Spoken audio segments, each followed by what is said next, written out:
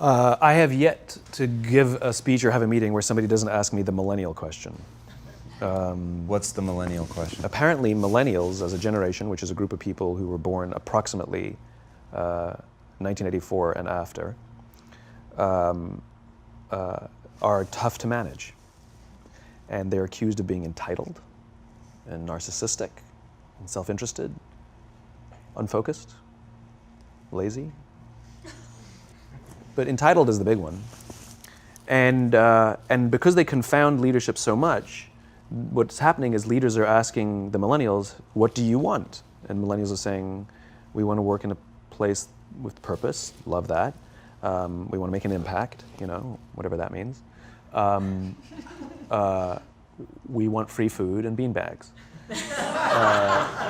And so somebody articulates some sort of purpose, there's lots of free food and there's beanbags, and yet for some reason, they're still not happy. And that's because they're missing, there's a missing piece. What I've learned is that I can break it down into 4 pieces, right? There are four things, 4 characteristics. One is parenting, the other one is technology, the third is impatience, and the fourth is environment. The generation that we call the millennials, too many of them grew up subject to, not my words, failed parenting strategies, where, for example, they were told that they were special all the time. They were told that they could have anything they want in life, just because they want it, right? They were told, some of them got into honors classes, not because they deserved it, but because their parents complained. And some of them got A's, not because they earned them, but because the teachers didn't want to deal with the parents. Some kids got participation medals. You got a medal for coming in last, right? Which the science we know is pretty clear, which is it devalues the medal and the reward for those who actually work hard. And it actually makes the person who comes in last feel embarrassed because they know they didn't deserve it. So it actually makes them feel worse, right? So you take this group of people and they graduate school and they get a job, and they're thrust into the real world, and in an instant, they find out they're not special, their moms can't get them a promotion, that you get nothing for coming in last, and by the way, you can't just have it because you want it, right? And in an instant, their entire self-image is shattered. And so you have an entire generation that's growing up with lower self-esteem than previous generations. The other problem, to compound it, is we're growing up in a Facebook, Instagram world. In other words, we're good at putting filters on things. We're good at showing people that life is amazing even though I'm depressed, right? And so everybody sounds tough, and everybody sounds like they got it all figured out. And the reality is there's very little toughness, and most people don't have it figured out. And so when the more senior people say, well, what should we do? They sound like, this is what you got to do. And they have no clue, right?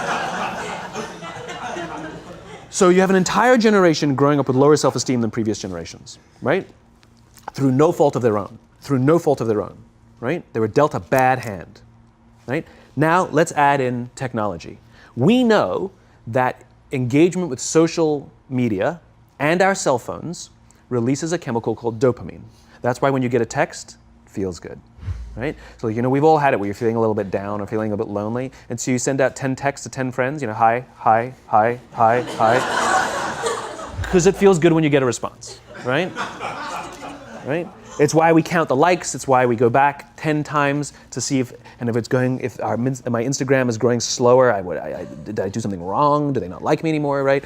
The trauma for young kids to be unfriended, right?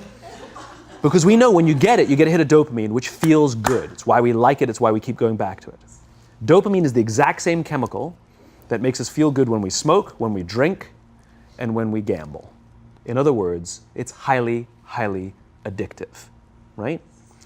We have age restrictions on smoking, gambling, and alcohol, and we have no age restrictions on social media and cell phones, which is the equivalent of opening up the liquor cabinet and saying to our teenagers, hey, by the way, this adolescence thing, if it gets you down. But that's basically what's happening. That's basically what's happening, right? That's basically what happened. You have an entire generation that has access to an addictive, numbing chemical called dopamine through social media and cell phones as they're going through the high stress of adolescence. Why is this important?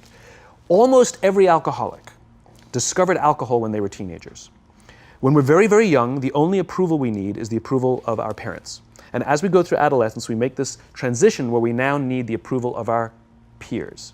Very frustrating for our parents, very important for us. It allows us to acculturate outside of our immediate families into the broader tribe, right? It's a highly, highly stressful and anxious period of our lives, and we're supposed to learn to rely on our friends. Some people, quite by accident, discover alcohol and numbing effects of dopamine to help them cope with the stresses and anxieties of adolescence. Unfortunately, that becomes hardwired in their brains, and for the rest of their lives, when they suffer significant stress, they will not turn to a person, they will turn to the bottle. Social stress, financial stress, career stress, that's pretty much the primary reasons why an alcoholic drinks, right? What's happening is, because we're allowing unfettered access to these dopamine-producing devices and media, basically it's becoming hardwired, and what we're seeing is, as they grow older, too many kids don't know how to form deep, meaningful relationships. Their words, not mine. They will admit that many of their friendships are superficial.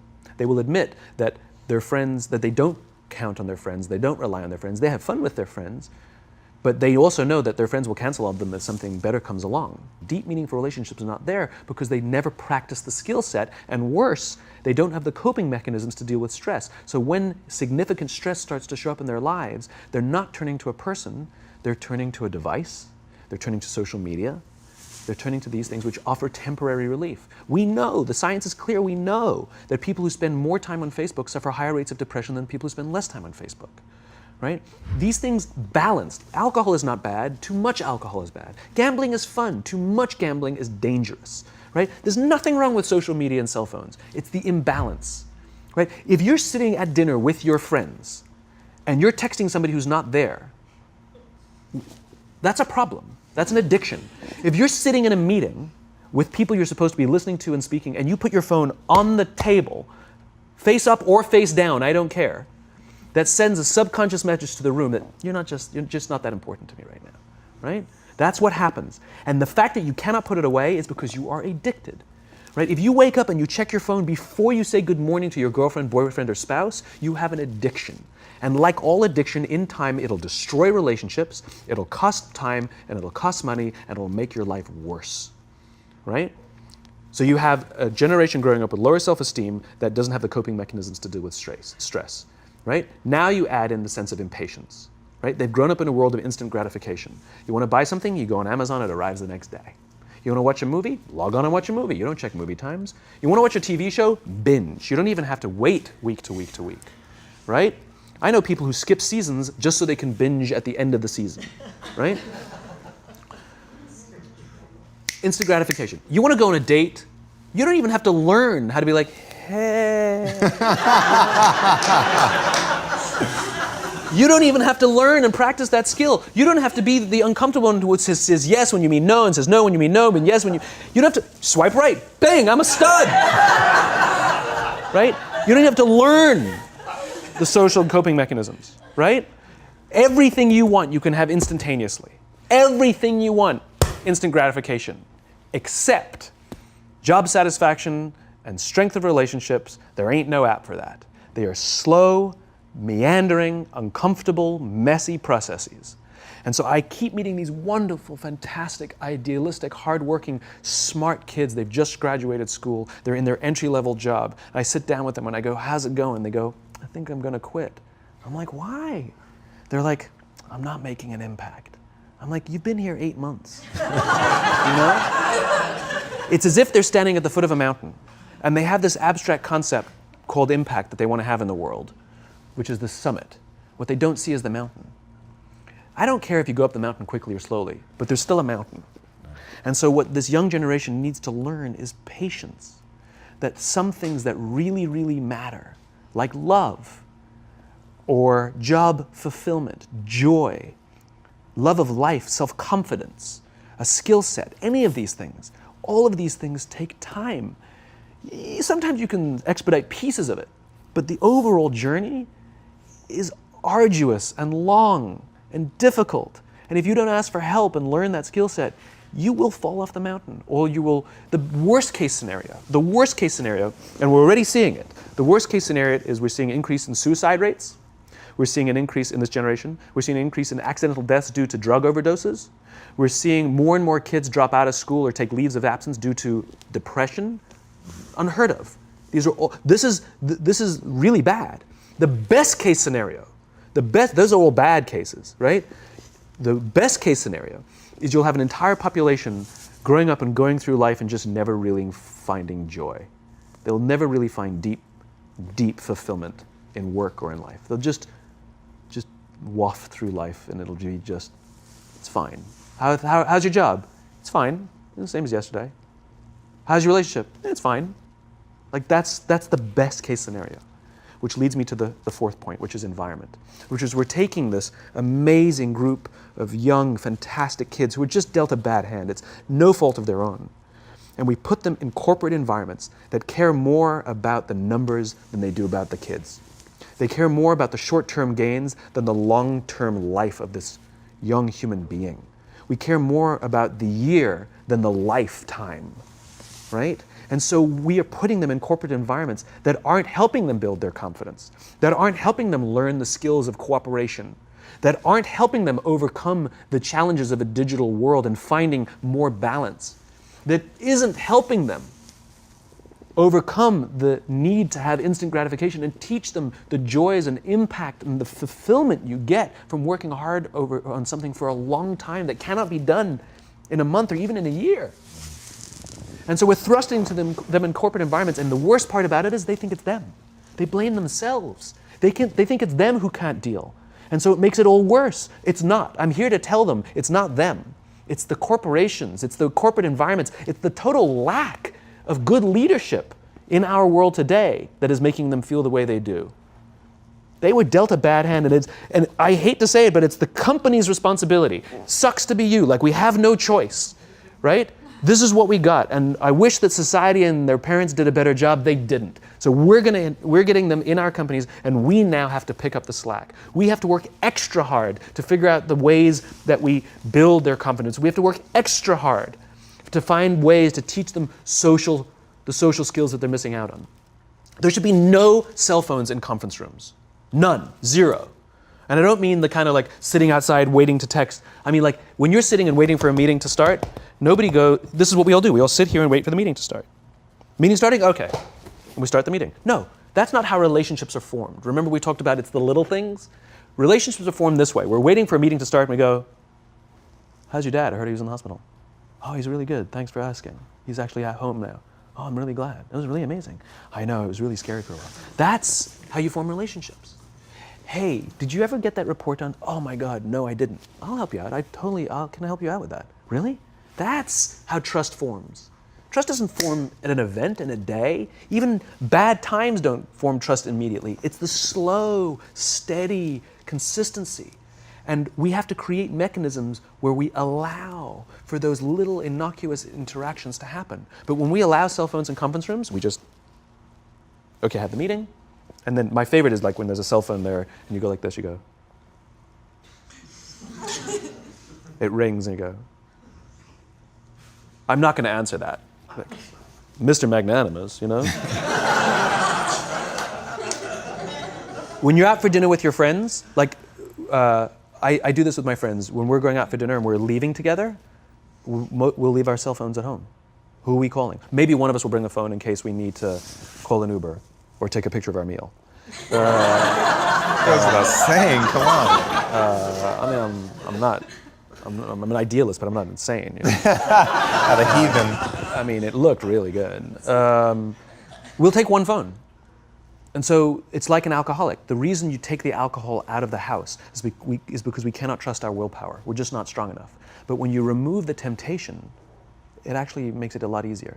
And so when you just say, don't check your phone, people literally will go like this. And somebody will go to the bathroom, and what's the first thing we do? Grab the phone. Because I wouldn't want to look around the restaurant for a minute and a half, you know? But if you don't have the phone, you just kind of enjoy the world. And that's where ideas happen. The constant engagement is not where you have innovation and ideas. Ideas happen when our minds wander and we go, and you see something, I bet they could do that. That's called innovation, right? But we're taking away all those little moments, right? You should not, and none of us should charge our phones by our beds. We should be charging our phones in the living rooms, right? Remove the temptation. You wake up in the middle of the night because you can't sleep, you won't check your phone, which makes it worse. But if it's in the living room, it's relaxed, it's fine. But it's my alarm clock.